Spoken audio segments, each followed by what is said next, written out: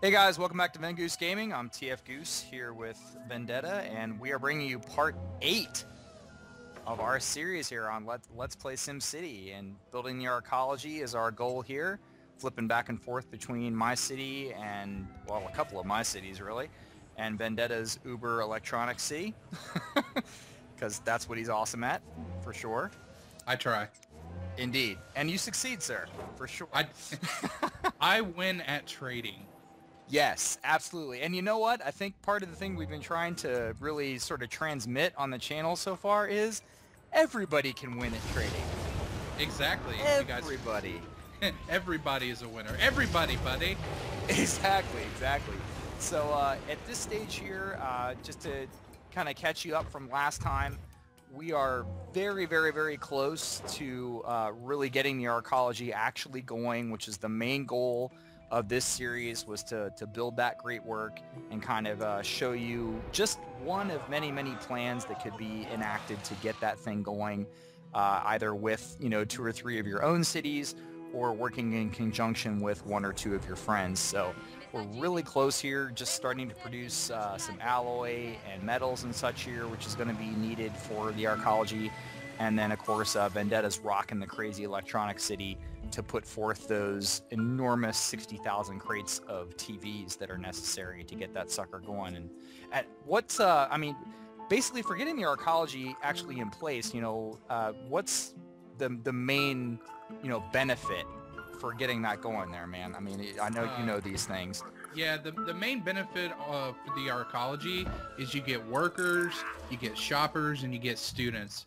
And I can say, at least for right now in the game in its current state, the workers is probably your biggest benefit because, I mean, it supplies an enormous amount of workers. The shoppers and students are nice, but again, because you have so few, roughly 10% of your population is in your workforce, that's really going to be the big benefit. It helps a lot. The Arcology, in terms of resources, is kind of expensive to build with the TVs. The alloy and metal as well, but those are much easier than TVs. But that's going to be your big benefit. So. Yeah, I'd agree. I mean, it's certainly the alloys and metals are kind of what I would call sort of tier 2. Would you think maybe kind of tier 2 resources as far as trade is concerned? Because you can make them without going too deep up the trade tree, or I guess down the trade tree. But but the TVs, of course, yeah, those are really expensive. But the beautiful part about making the TVs is if you get that far in the electronics tree, there's the unlock Arcology right there, which is nice. That's beautiful. That's what we're going for. And that just takes 58,000 citizens, I think, in one of the cities in the region is all that takes that. Correct. Yeah, that's your minimum requirement there for the Arcology. Right, exactly. So once we got that, then we're ready to proceed, and then of course it just costs $1 million to start the daggone thing. But again, if you're pushing forth those TVs, then you're obviously in a position where your city is making money hand over fist. Because if you're able to make TVs, then you're also able to make computers, and you can export one or both of those while you're sending stuff over to the Arcology, and just make stupid money bins worth of cash the whole time. As we're going to see. I pretty much filled up a swimming pool full of cash and just, took a dive right in. Exactly. I mean, we watched DuckTales growing up, guys. I mean, we know how it is. You can move through the cash. It's definitely possible, and we can, we'll definitely have that rocking here a little bit later in the video. You're going to see that there's some serious money to be made, and certainly, if you're interested in just making cash, we've done a couple of videos on that subject. You can see them on the channel. But, in this instance here, it's not about making cash precisely. It's about getting that great work up. But a side effect of working towards any great work, it seems, is you're going to build at least one city that's just going to be swimming in money. I mean, there's no way around it. You really have to. I mean, there's really no other choice. You're going to have to be able to bankroll pretty much the resources. You can have several friends help you, but I'm you guys have seen it in our other videos. It's not honestly even necessary with electronics, because you make just stupid amounts of money if you really wanted to playing single player. And I know there's a lot of you guys out there that do like to play single player. If you build one really strong electronic city, you can bankroll the whole darn thing. Oh, without a doubt, you know, and especially, I mean, if you're playing single player, you can do like we've done here and build 2 or 3 total cities and have them sort of feeding each other. And, you know, the benefit of that is if you build a feeder city, such as I have here with the Aquavolt Plains, you know, if you just don't go back to that city, you know, you don't have to worry about any of the problems that would be associated with playing the city. You know, you're not going to get disasters, you know, Right. and you're not going to, you know, if you're doing any mining in that city or any drilling in that city to help support it, you're not going to run out of resources because it's not actively doing anything. So the best part of it is, you know, if you get a city going and it's providing water and power and garbage and sewage and, you know, all manner of other things, you know, police and fire and medical, everything, all of that stuff keeps functioning as if you're playing, even when you're not playing that city. So there's a really, really, really high incentive, even if you're playing alone, to kind of get that feeder city in place. And that's what we went with here. Even though we're going partners, you know, we decided that one of us would go ahead and put that feeder city in place before we really started to go towards building the Arcology, just to help that along. So here we switch over to Vendetta City, and you can see already he's pulling money down. You got 6.3 million here, and still in the green, you know, Yeah, on your for now. RCI. Yeah. Yeah, what I'm doing right here is I'm placing the community college because as one of the prerequisites for your electronic cities, you have to have 5 high-tech buildings. And the best way to do that is to put your community college right near your industry, because that does directly impact the tech level of your... Can't talk, but Yep, it happens. No, it absolutely does impact that. That's important, and I think we mentioned that before, but that's one thing you want to keep in mind when you are placing those advanced educational buildings, such as the community college and the university. The proximity to the industrial buildings does impact how quickly those buildings upgrade in tech level. So you want to place them somewhat close, which, I don't know, man, it seems kind of counterintuitive to me. You know, I want my university in my nice residential neighborhood with the trees and the parks and stuff, you know?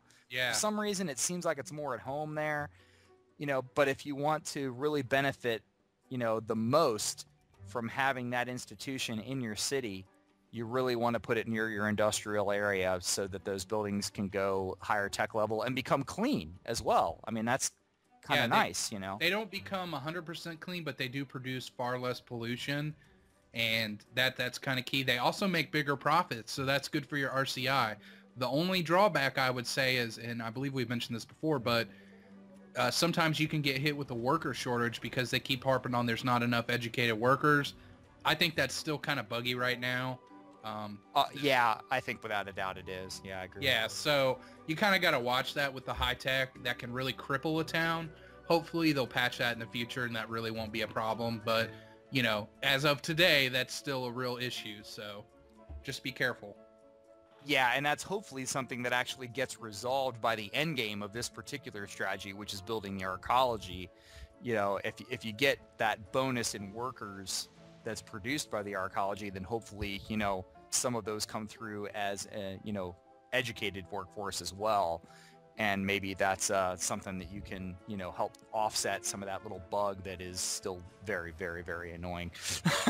Yeah, I agree. Now, it looks like you're still operating in a little bit of a you know, kind of a power deficit here. We were dealing with this quite a bit, you know, in the later stages of this playthrough here, just because all of a sudden I think we both spiked really heavily on our power needs, you know, and water too. And what, you know, power, water, and sewage just kind of go through the roof as you get into the later stages. yeah, These advanced buildings, these higher density buildings that crop up, all of a sudden they just need vastly, vastly much more power and water and sewage coverage than they did at the beginning. And your feeder city may not be enough to handle that. You know, so you either need to go back to it and really, really increase the production on all those resources, or supplement them in your main cities, you know, with something else. So the good Yeah. news is at least you don't have to go completely hog wild with power here. You can cover it as you have here. Well, you know, what I ended up seeing was I was looking at the power meter there, and I realized that we actually had a regional shortage, at least for my city. I mean, when you get this high trade with like, I think I have 5 or 6 of these fuel distillation buildings, and Yeah. those just require insane amounts of power and water, blah blah blah. But what I did is, instead of, you know, bothering you with it, I just decided to put in my own power. I mean, frankly, I can afford it. So I'm like, you know, rather than bother Goose with it, I'll just take care of it myself. Yeah, there kind of reaches a point where it becomes, you know, not that much less cost effective to just go ahead and handle it yourself.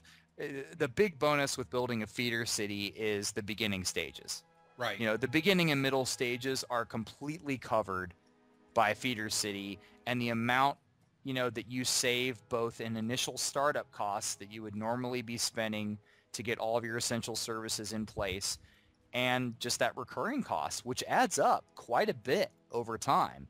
Yeah, You know, yeah, and that kind of hurts you in the beginning because you really can't bankroll all those, you know, services in the beginning. At least, you know, you can, but it's very expensive, and it'll make it a lot harder for you to develop. So that's why we chose to go with the kind of feeder city route. Right here, you can see me placing some rail lines. I'm going to go ahead and get into streetcars just because my population's, you know, up to about 130K there, and that would be a good time to put this in. yeah, and I see it like you're trying to hunt for like the perfect spot to put your streetcar station, and really it's just sort of a matter of deciding, you know, what am I comfortable demoing, you know? Pretty Like much. there's some spots where it can go, some spots where it can't, but really you just have to, once you reach a population of this size, you know, and in a trade city that's this functional, you're out of space. I mean, you Yeah. really are. There's just nothing else you can do. So you're going to have to make a decision. What do you want to demo? You know, but you have to do it because otherwise traffic goes out of control. If traffic goes out of control, then your trade trucks can't deliver properly. You know, your supply chain breaks down. Not only that, but your service vehicles, such as police and medical and fire, can't get to where they need to go. Garbage trucks can't clear garbage. Everything just goes to putt if you don't keep your traffic in line. And as we've said time and time again, and it is as true today as the first time we've ever said it, traffic control is key in SimCity, Yeah, and if you mass transit is the way to solve it. yeah, pretty much. And something else I wanted to point out, if you guys were noticing back there, you can see as I zoomed out there, those buildings, those factories are going into high tech. That blue and yellow outline, that means high tech. So they're starting to upgrade their tech level. That's directly affected by me placing that community college. And also, as you guys could see up there, the petition to build the processor factory was approved. And that's your first step in your electronics empire. Absolutely, yeah. You want to get the processors going as we flip back over to my city here, just to kind of show you what's happening on my half of the screen. But yeah, processors got to happen first. You sell a bunch of those, that gets your electronics empire going, and then once you do, I forget what the exact figure is right off the top of my head, but you do a certain amount of dollar sales in processors, which is not hard to achieve because processors 1.5 million is the 1.5 big. 1.5. Okay, perfect. Then yeah, once you sell all that, then you can actually build the consumer electronics division, and then build a consumer electronics factory, and then bam, you're off to the races with TVs and computers, and pretty That's much the your money game. problems are done at that Yeah. stage. You know, your pollution problems may be just beginning. Actually, electronics factories, they do pollute, but not as much as like a fuel factory. Oh, I guess that's true. Yeah, that's a good point. Yeah. It's never that bad. So, okay, so here we're seeing the initial phases of our ecology construction have begun. You know, we've purchased the plot, which is $1 million. You know, not too shabby, really. Once you're at this stage, once you're at middle to high tier as far as your buildings go and your population goes, then it's really not that bad. I've kind of, you know, sort of frozen my population just because I've functioned better and more comfortably with a lower population between like 30 and 50K. I think a little later in this playthrough and in the next playthrough, I advance in population a little bit. But I never really go up as far as Vendetta goes. He's just much better at handling the high pops than I am. But I like trying to keep a really, really healthy RCI, and he goes really, really heavy, healthy in trade, you know? And together we produce something workable. So Yeah. I mean, that's kind of the fun, guys. I mean, I know SimCity traditionally is a single-player game, but I really have a blast playing with my friends. And granted, like we've said before, we don't have a ton of time to play, you know, try and with our busy schedules. But when we do, it really is a lot of fun. exactly, you know, and it's something that this is a testament to this. As much flack, you know, as EA and Maxis have taken, you know, throughout the launch and initial, you know, couple months of this game about the always online and yada, yada, yada. You know, I at least do appreciate the option, if not the necessity, of playing online just because, you know, we can play with each other. But, you know, we've said before, it would be nice, of course, to have a single player option. I don't think anybody, you know, really says that wouldn't be a good thing. Something, yeah, something interesting too. I don't know if you actually saw this in the press. EA would probably not be too proud of this, but they were voted worst company in America for the second year in a row. Yeah, that's a bummer. You know, that's a bad rap. You know, I mean, I'm not saying that I agree completely with all of EA's decisions and with Maxis's decisions, you know, when it comes to all their game releases and such, but in reality, worst company in America is a little harsh. You know, Yeah. worst game company? Okay. You know, we can talk, you know? Yeah. Yeah, but worst company, period. I mean, what about like places like Monsanto? Right. Yeah. I mean, there's different things you can consider there, you know. I mean, there's a lot of different stuff going on in the world, guys, you know, and to call EA the worst company in America, you know, first world problems. That's all I have to say, you know. Like, if the worst thing that you're upset about is, oh my God, always online DRM, like if that's what you have to complain about, except, you know, some of the farmers and stuff in the world, you know, having issues and, you know, different, you know, global conglomerates and yada, yada, yada. I mean, I'm not even going to get into it, but the point is there's lots and lots and lots of worse situations that many, many, many people have to deal with. So kind of a bad rap, you know, for EA on that. I'm not saying I'm not saying I agree with all their decisions by any means, you know, because I don't. But I just want to point out. thin. Yeah, I just want to point out here, what are you trying to do with that freight rail terminal? Are you Helen Keller here? You know, I had the hardest time with that freight rail. You need to pull your rail line out. I had issues with it. I had some issues. I tried pulling that thing out. I don't know if I did it. I think I might have done it off this particular camera. You know, it might have been when we had you focused earlier, but I was having a problem getting it to sit right, you know, and I couldn't find any good place to lay it based on the current layout of my town with the geography that was there and some of the other main buildings that I had placed. I was having a serious problem with it, and eventually I just sort of abandoned it. You look like you look like you put one hand over in your eye and like, I'll place it here. Oh wait, maybe here. Oh wait. See, look, right there. It's placed once, and I'm done. Yeah, you know, I'm really, really happy that we cut the video in that fashion, you know, to show that it really is that simple to place that thing after I apparently couldn't figure out how to do it at all. Yeah, you were failing hard there. I'm glad I could swoop in and save you.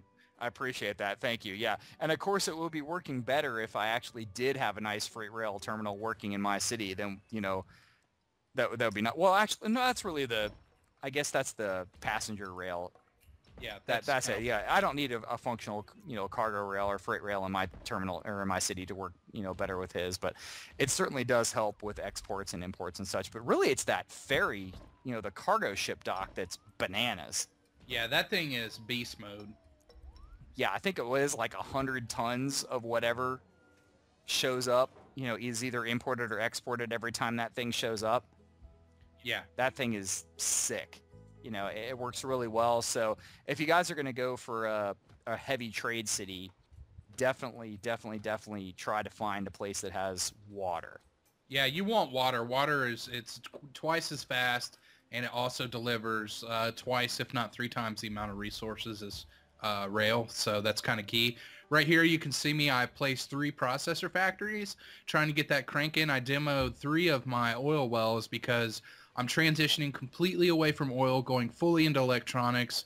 And that's just because oil is a finite resource. You're going to have to do it sooner or later. Otherwise, your city is not going to be viable anymore. So I decided to just go ahead. Plus, it's a lot more profitable than, oil. So I'm like, let's just get rid of them. Oh yeah, I mean that completely makes sense. I mean, the whole reason you get into oil in the first place, or if you're, if you start in a town and you're doing coal or as your beginning stages instead of oil, whatever tier 1 resource that you're using is only really used to unlock those first several divisions and, tier 2 trade buildings, right? Yeah. So that's the point. Once you're past those, as long as the resource that you're pulling out of the ground really doesn't make a big difference on your bottom line as far as your import-export business is concerned, who cares? Get it out of there, because you can pull down a lot more profit by saving that space. And, with the limited space that is available at this point, you want to make the most of it, and get the buildings down that are really going to turn the most profit for you. I mean, and look at that, you were just showing, what, 100,000 for TVs or processors? That's processors. Yeah. Something else I want to point out, I know some people have said in the comments, they've talked about the trade bugs. I did experience, I still actually am experiencing trade problems in this one. I'm not getting stuff to import correctly, specifically plastic. For whatever reason, it's not wanting to import plastic, and that's kind of hurting me because I can't get those processors cranked out. And I hadn't really experienced the trade bug up until now. I actually thought they had fixed it, but I assure you they have not. Yeah, and that is a bummer, and that is something that sometimes you can fix it just by, exiting and reloading the game, kind of saving and reloading the city. Sometimes that kicks your trade ports into gear, and helps them start going. And in some cases, I know some others have complained about recycling plants doing the exact same thing. But sometimes that'll fix it, but other times the only fix is to just demo the building. Yeah. And rebuild. And that sucks. That's a bummer, but hopefully you're making enough money that if you have to resort to that, it's not the end of the world. Yeah, I should say too, preface that with, in the 2.0 patch, they are planning to fix recycling centers. I know that's one of the big things they're working on amongst a lot of patches. The 2.0 is really, I think, what we're going to see is the big content patch, the first big content patch for SimCity. So I'm personally really looking forward to that. There's still a lot of bugs in the game, and I'd like to see that resolved. Like there, you can see I have 6,000 processors, and they're not exporting them. That's 600 grand.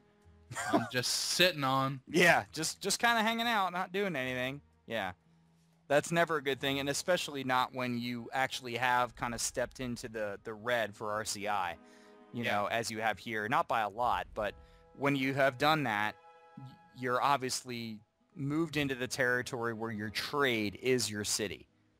And if you have plants not exporting goods, trade ports and such, and trade depots not doing their job, that'll kill you.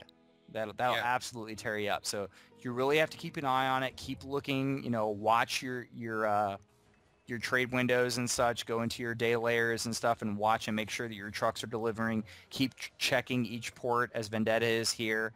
Make sure that things are working correctly. Because if they're not, it may be time to try exit and reload and see if that fixes it. And if not, you need to go ahead and demo stuff. Otherwise, you end up in the red, as you're experiencing right here. It's like you need that shipment to go through. I think that's going to do it for this video. We're going to kind of wrap up here. Yeah, we'll go ahead and button it up here. But next time, guys, we're going to kind of finish this out here, do a little bit of fast forward, and show you what the end stages of the Arcology building looks like and the benefits of that. So be on the lookout for that soon. Otherwise, if you missed a couple of our other videos and content, check out the links below. Let us know what you think, and drop us a like or comment, and we'll see you soon, guys. Thanks a lot for tuning in.